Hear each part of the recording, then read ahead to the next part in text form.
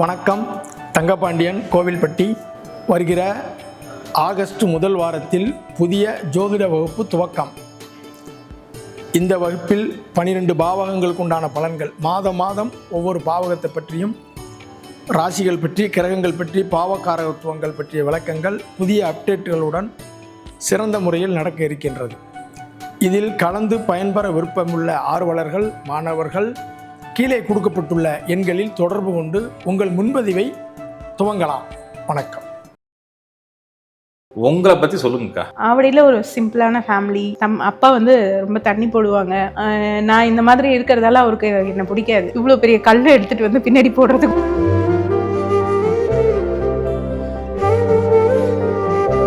என்ன நடந்துச்சுக்கா? 3 வயசு போலியோ ஜுரம் வந்துச்சு. காலில இருந்து இடுப்பு வரைக்கும் இருக்க நரம்புகளை பாதிச்சு. எனக்கு வந்து பாதிப்பு அதிகமா இருந்துச்சு 3 இயர்ஸ்ல. எனக்கு குலதெய்வமே வந்து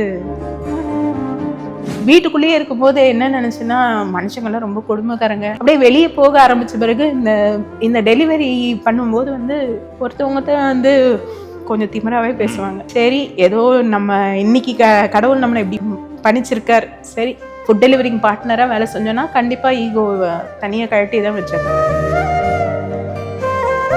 முருகர் உங்க வாழ்க்கையில் நிறைய அற்புதங்கள் பண்ணியிருக்காரு. ஒரு அடி பட்டுச்சுனாலும் எது பண்ணுச்சுனாலும் அம்மான்னு கூப்பிடுறத விட முருகான்னு கூப்பிடுறது தான் அதிகம். காலையில ஏறி வண்டியில உட்காரும் போதே முருகர் வந்து என் தோல் மேல உட்கார்ந்துருக்காரு.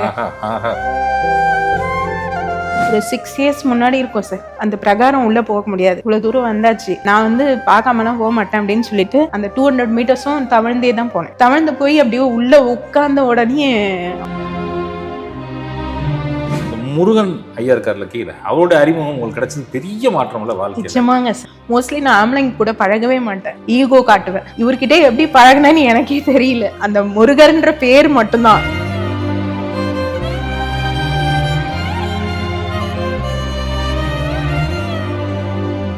வடபழனி ஆண்டவர் வந்து ரொம்ப அந்த என்ன சொல்றது சார், இந்த இது வண்டியை வந்து நிறுத்துறதுக்கு சரியான இடம் கிடையாது. ரொம்ப தூரத்துல நிறுத்த வேண்டியதா இருக்கும். ரொம்ப ஆசையா இருக்கும் எனக்கு. என் தம்பி போகும்போதெல்லாம் கேட்பேன், நான் வரட்டா அப்படின்னா, இல்ல அங்க பார்க்கிங் ரொம்ப தூரமா இருக்கும், ரொம்ப தூரம் தள்ளிட்டு போக வேண்டியதா இருக்கும். தம்பி தங்க கிட்ட மட்டும் ரொம்ப அன்பா இருப்பேன். என்கிட்ட என்ன இருக்கோ எல்லாத்தையுமே கொடுத்துருவேன். அதே மாதிரி அடுத்தவங்களுக்கும் சரி சார். நான் இந்த கம்மல் கூட எனக்கு தங்கம் கிடையாது, ஒரு சின்ன பொட்டு தங்கம் கூட என்கிட்ட கிடையாது. அது எதுவும் உங்களுக்குன்னு வச்சுக்கல, நீ வச்சுக்க மாட்டேன்.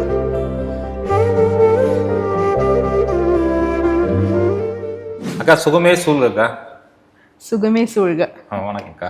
அக்கா, நான் ஒரு 3 மாதத்துக்கு முன்னாடி நம்ம ஜொமேட்டோவில் வந்து எங்களுக்கு டெலிவரி கொடுக்க வந்தீங்க. ஆமாங்க சார். டெலிவரி கொடுக்க வரப்போ நான் அக்காவை பார்த்து பேசிகிட்டு இருக்கப்ப ஏதாச்சும் எனக்கு தோணுன விஷயத்த உங்கள்கிட்ட கேட்டேன். அக்கா, முருகர் உங்கள் லைஃப்பில் ஏதாவது அதிசயம் பண்ணியிருக்காரா அப்படின்னு கேட்டேன். முருகர் தான் சார் எனக்கு எல்லாமே. நீங்கள் அக்கா ஒரு பேட்டி கொடுக்க முடியுமா முருகரை பற்றின்னு சொன்னேன். கொடுக்குறேன் சார்ன்னு சொன்னீங்க. அப்படியே போய் 3 மாதம் ஆயிடுச்சு. ஆமாங்க சார்.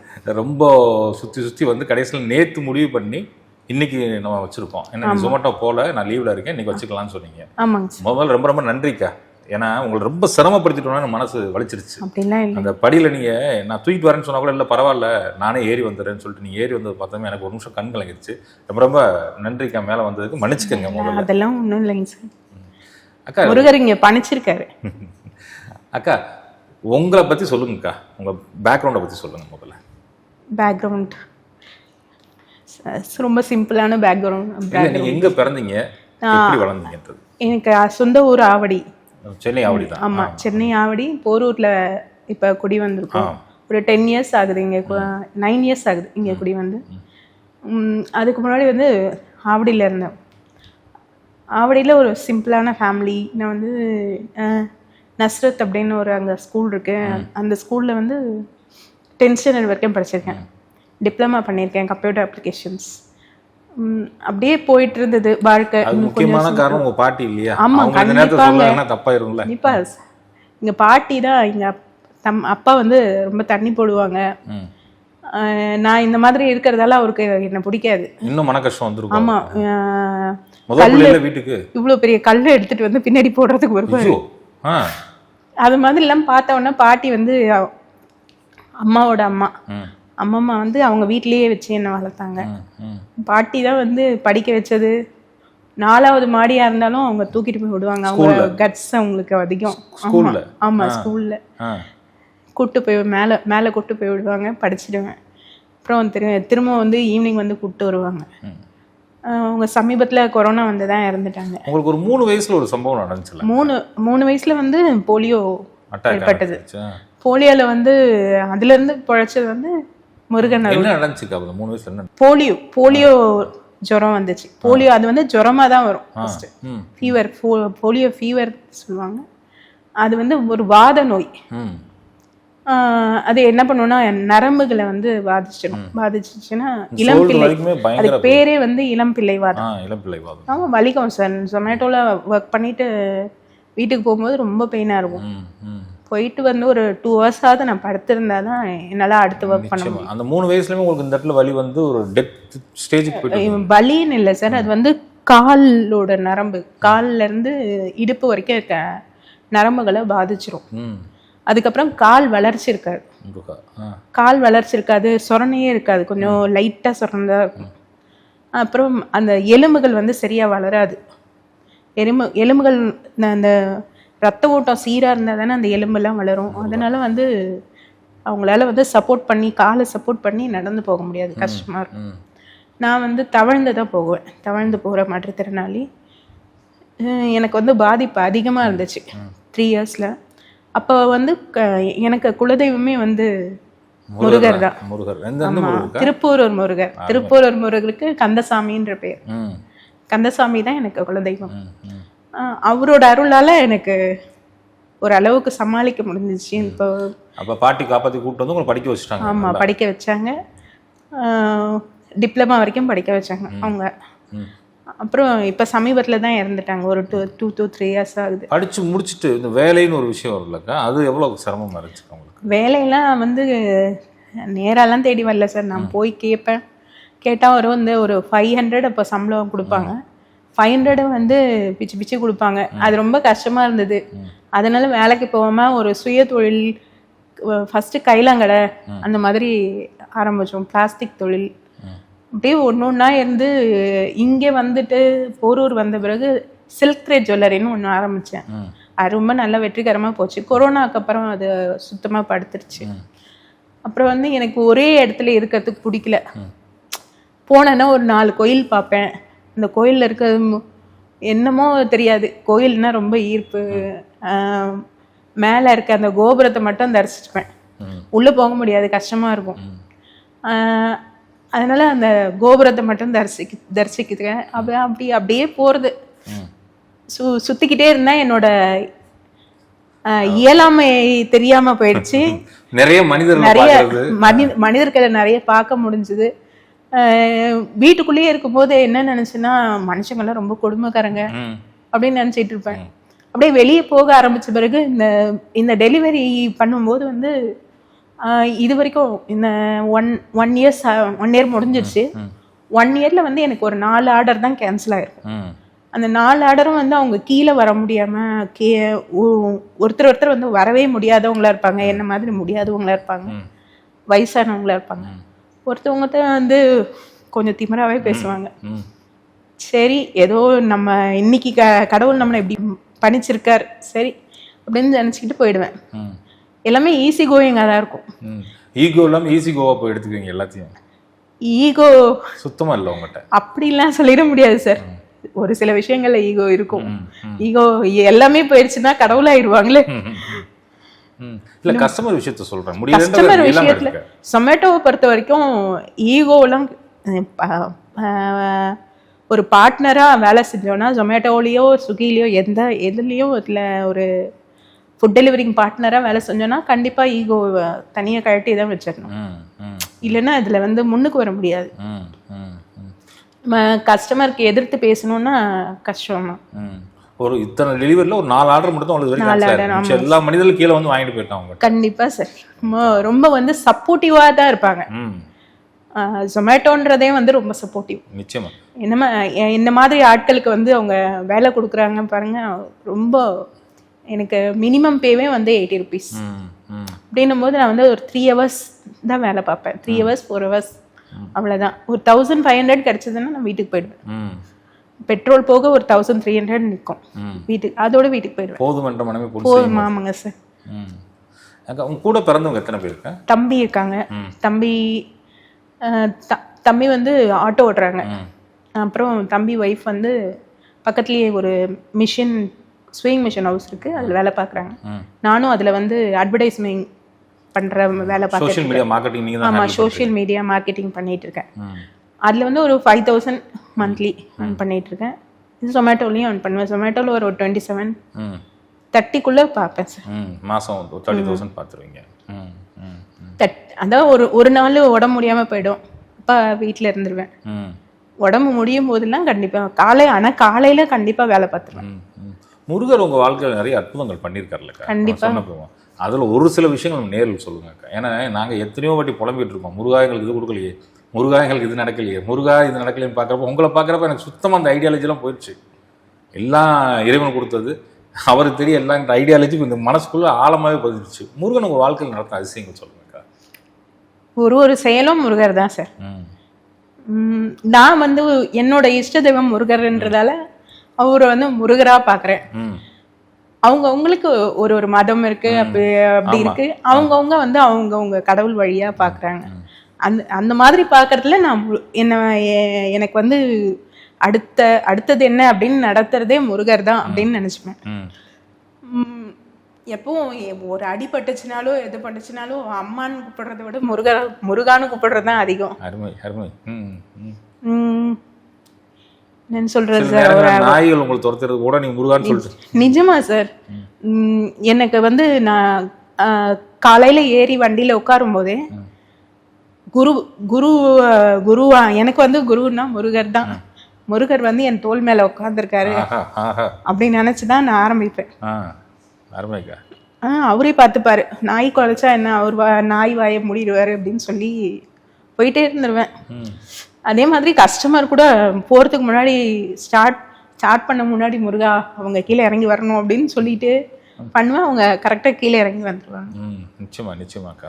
நீங்கள் முருகரை போய் பார்த்துருக்கீங்க, கும்பிட்டுருக்கீங்க, குலசாமி கோயில் போயிருக்கீங்க. அந்த இடத்துல சில விஷயங்கள் நடந்திருக்கும். பார்த்த உடனே உங்களுக்கு மாலைகள்லாம் போட்டதை நம்ம பேசிட்டு இருந்தோம்ப்போ அங்கே எப்படி திருப்பூரூர் தானே? திருப்பூரூர் முருகர் வந்து எங்கள் குலதெய்வம். அவரு தான் எங்களுக்கு கந்தசாமி தான் குலதெய்வம். அங்கே தான் வந்து காது குத்து, கல்யாணம் எல்லாமே பண்ணுவாங்க எங்கள் வீட்டில். எனக்கு வந்து இப்போ நினைவு தெரிஞ்சு ஒரு 6 இயர்ஸ் முன்னாடி இருக்கும் சார். 6 இயர்ஸ் முன்னாடி அதுக்கு முன்னாடியெல்லாம் என்னை கூப்பிட்டு போனதெல்லாம் எனக்கு சரியாக ஞாபகம் கிடையாது. 6 இயர்ஸ் முன்னாடி என்னை கூப்பிட்டு போனாங்க. அப்போ வந்து உள்ளே வந்து அந்த பிரகாரம் உள்ளே போக முடியாது, சின்ன வழிதான் இருக்கும், வீல் சேர்லாம் போக முடியாது. சரி, நான் என்ன பண்ணேன், எப்படியாவது முருகரை பார்த்து தான் ஆகணும், இவ்வளோ தூரம் வந்தாச்சு, நான் வந்து பார்க்காமலாம் போக மாட்டேன் அப்படின்னு சொல்லிட்டு தமிழ்ந்தே வந்து அட்லீஸ்ட் வந்து ஒரு 200 மீட்டர்ஸ் மேலே இருக்கும். அந்த 200 மீட்டர்ஸும் தமிழ்ந்தே தான் போனேன். தமிழ்ந்து போய் அப்படியே உள்ளே உட்கார்ந்த உடனே அவங்க எல்லாம் பார்த்துட்டு உள்ளே போயிட்டு ஆரத்தி தனியாக காட்டி எடுத்துகிட்டு வந்து காமிச்சாங்க.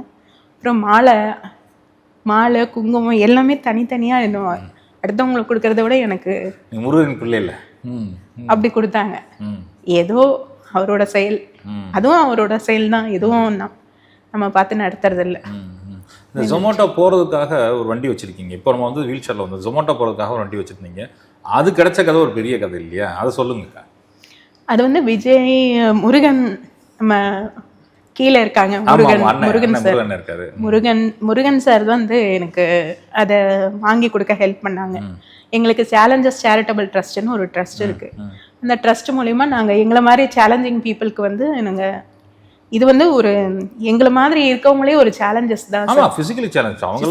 ஃபிசிக்கலி சேலஞ்சஸ்ன்னு எப்படி பேர் வச்சாங்கன்னு தெரியாது, நிஜமாவே ஒரு சேலஞ்ச் தான்.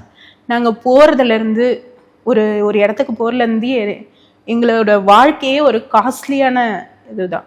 ஏன்னா எங்களால் வந்து மூவ் பண்ணி போக முடியாது, நடந்து போக முடியாது, ஆட்டோ இல்லை கேபு அந்த மாதிரி தான் போகணும்.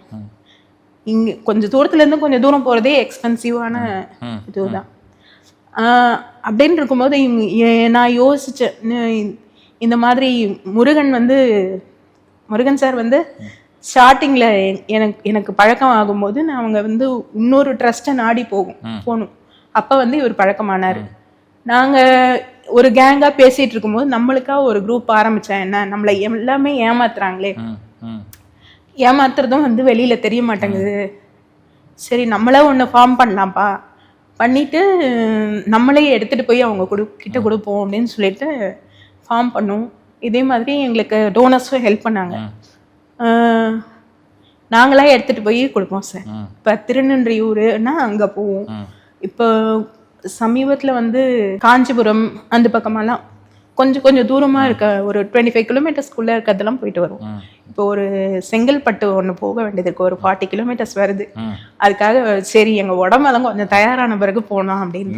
நிச்சயமா அவங்க வண்டி வாங்கி கொடுத்தது எப்படிக்கா? ஜொமேட்டோக்கு நீங்கள் போனீங்க? ஜொமேட்டோவில் வந்து சார் ரெக்கமெண்ட் பண்ணாங்க, விஜய் சார்னு ஒருத்தர். அவரு வந்து எனக்கு வந்து ரொம்ப நாளாக டெலிவரி பார்ட்னராக ஒர்க் பண்ணணும் அப்படின்னு ஆசை. ஏன்னா எல்லாரையும் பார்க்கும்போது எனக்கு வந்து ஒரு ஆசை ஏற்பட்டுச்சு. அப்போ வந்து நான் மாற்றுத்திறனாளிகள் யாரையுமே பார்க்கல, அந்த இதுவில் பார்க்கல. சரி நம்ம இதை செஞ்சு பார்ப்போம், இது ஒரு சவாலான வேலை தான் அப்படின்னு சொல்லிட்டு ஆரம்பித்தேன். சரி அவர் வந்து விஜய் சார் வந்து ஒரு 10,000 பே பண்ணுங்க, நான் வந்து ஒரு எலக்ட்ரிக்கல் வீல் சேர் மாதிரி தருவோம், அதுக்கு வந்து ஜொமேட்டோ அட்டாச்மெண்ட் போட்டு தருவாங்க அப்படின்னு சொன்னாங்க. சரின்னு அதையும் செஞ்சேன். அதுலேயும் ஓட்டியிருக்கேன். அது வந்து கொஞ்சம் கஷ்டமாக இருந்ததால் அதில் ஓட்ட முடியல, வேற ஒன்றும் இல்லை சார். வீல் சேர் நல்லா தான் இருக்கும், சூப்பராக இருக்கும். அது வந்து ட்விஸ்டெல்லாம் பண்ணலாம், நம்ம ஒரு கையில் பிடிச்சிட்டு இப்படி டேர்ன் பண்ணலாம். ஆமாம், நல்லா இருக்கும். அது என்னன்னா அது வெளியில யூஸ் பண்ண கொஞ்சம் லாங் போறது கஷ்டம். நான் ஒர்க் பண்றதே வந்து ஆர்காட் ரோட் ஃபுல்லா. ஆமா, உங்களுக்கு ஆர்காட் ரோட் இப்ப எப்படி இருக்குன்னு தெரியும். அது வந்து அதனால அது கொஞ்சம் கஷ்டமா இருக்கு. மற்றபடி நான் பைக்ல தான் பண்ணிட்டு இருக்கேன். கீழ் வந்து நீங்க பண்ணுங்க, நான் பார்த்துக்கிறேன்னு சொல்லியிருக்கேன். இந்த முருகன் ஐயா இருக்கார்ல கீழே, அவரோட அறிமுகம் உங்களுக்கு கிடைச்சது பெரிய மாற்றம் இல்ல வாழ்க்கை? நிச்சயமாங்க சார். நீங்க எப்போ குலதெய்வம் எனக்கு முருகன், எனக்கு முருகன் தான் எல்லாம். இல்ல நான் சொல்லியிருக்கேன், எனக்கு குலதெய்வம் முருகன், நீயும் எனக்கு ஒரு மாதிரி தான் என்னோட வாழ்க்கையை திருப்பி விட்டுருக்கேன். நான் வந்து சின்னதுலேருந்தே வந்து ஒரு சேரிட் என்னோட மனசே வந்து அடுத்தவங்களுக்கு கொடுக்கணும் அப்படிதான் நினைப்பேன். அந்த மாதிரி அவரும் வந்து அதே சேம் கேரக்டர் அப்படின்றதால வந்து நான் இன்னும் அப்படி போயிட்டுருக்கேன். மோஸ்ட்லி நான் ஆம்பளைங்க கூட பழகவே மாட்டேன், ரொம்ப ஈகோ காட்டுவேன். இவர்கிட்ட எப்படி பழகினேன்னு எனக்கே தெரியல. அந்த முருகர்ன்ற பேர் மட்டும்தான் நான் அடிக்கடி சொல்லுவேன். உன் கூட இவ்வளவு தூரம் என்ன இருக்க வைக்குதுன்னா அந்த முருகர் தான். அவங்க கூட வந்திருக்காரு. இப்ப கூட சொன்னார், ஒரு வார்த்தை சொன்னாரு, உன்னால முடிஞ்ச நீ போமா மேல, இல்லன்னா அவங்க தூக்கிட்டு போட்டோம்னா கஷ்டப்பட மாட்டோம். அவர் வந்து எல்லா பர்சன்ஸ் மேலேயும் கேரிங்கா இருப்பார். மோஸ்ட்லி டிஃப்ரெண்ட்லி ஏபிள்டு மேலதான் இல்லை, எதனா ஒரு பிரெக்னென்ட் லேடியெல்லாம் பார்த்தா நின்றுடுவார், நின்றுட்டு ஏறுங்க அப்படின்னு சொல்லுவார். ஏன் வெயிலில் வந்தீங்க அப்படி இப்படின்னு கத்துவார். ஏற்றி உட்கார வச்சுட்டு இப்போ கூட சமீபத்தில் ஒரு 2 நாள் முன்னாடி வேளச்சேரி போகணும். வேளச்சேரி போயிட்டோட ஒரு லேடி வந்து நடந்து வந்துட்டு இருக்காங்க, இங்கே ஏறுங்க அப்படின்னு சொல்லிட்டாங்க. நிஜமாவே ஒரு முருகர் தான் சார். நிச்சயமா உங்களுக்கு முருகர் எப்படியெல்லாம் ஹெல்ப் பண்ணுறாரு நேரில் தெரியறதுக்காண்டி சொன்னேன். நிச்சயமா அவர் முருகர் தான்க்கா. திருப்பூர் மட்டும் போகிறீங்கக்கா, வடபழனி மிச்சதுக்கெல்லாம் நீங்கள் போக முடியலையா? போகலையா சார்? அது குலதெய்வம்ன்றதால என்னை கூட்டிகிட்டு போயிடுவாங்க. இவர் வந்து எப்படின்னா நம்ம வடபழனி ஆண்டவர் வந்து ரொம்ப அந்த என்ன சொல்றது சார், இந்த இது வண்டியை வந்து நிறுத்துறதுக்கு சரியான இடம் கிடையாது, ரொம்ப தூரத்தில் நிறுத்த வேண்டியதாக இருக்கும். ரொம்ப ஆசையாக இருக்கும் எனக்கு. நான் என் தம்பி போகும்போதெல்லாம் கேட்பேன், நான் வரட்டா அப்படின்னா, இல்லை அங்கே பார்க்கிங் ரொம்ப தூரமாக இருக்கும், ரொம்ப தூரம் தள்ளிட்டு போக வேண்டியதாக இருக்கும், வீல் சேர் வந்து சரிப்பட்டு வராது அப்படின்னு சொல்லுவார். சரி, ஆனால் எங்கே வேணாலும் கூப்பிட்டு போவாப்புல, பீச்சு எங்கே போகிறாரோ அவர் கூப்பிட்டு போவார். என் தம்பி அந்த மாதிரி, என் தங்கையும் ரொம்ப ஹெல்ப்ஃபுல்லாக இருப்பாங்க. அது நீங்க முருகர் பிள்ளைன்னு சொல்லிட்டேன்லக்கா, எல்லாம் உங்க மேல பாசமா தான் இருப்பாங்க. நானும் வந்து அவங்க கோபப்பட தம்பி தங்க கிட்ட மட்டும் ரொம்ப அன்பா இருப்பேன். என்கிட்ட என்ன இருக்கோ எல்லாத்தையுமே கொடுத்துருவேன். அதே மாதிரி அடுத்தவங்களுக்கும் சரி சார். நான் இந்த கம்மல் கூட எனக்கு தங்கம் கிடையாது, ஒரு சின்ன பொட்டு தங்கம் கூட என்கிட்ட கிடையாது. அது எதுவும் உங்களுக்குன்னு வச்சுக்கல, நீ வச்சுக்க மாட்டேன். ஃபோன் மட்டும்தான் என்னோடது. ஃபோன் மட்டும் ஒரு 17,000 அவ்வளோதான். மற்றபடி பைக் இருக்கு. இந்த இதுக்கே பெரிய மனசு வேணும். நம்மலாம் சேர்த்து வைக்கணும்னு நினைக்கிறேன். எனக்கா வாங்கிக்கிறது கிளாத்ஸ் மட்டும் வாங்கிப்பேன் சார், அவ்வளோதான். இன்னைக்கு போகலாமாக்கா வடமல்லி கோயிலுக்கு? இன்னைக்கு ஒரு 7 மணிக்கு வந்துடுறீங்களா? நான் அவரை தரிசிக்க எனக்கு நான் கூட்டு போகிறேன். கொடுப்பன இருக்கா? நிச்சயமா இருக்கும்க்கா.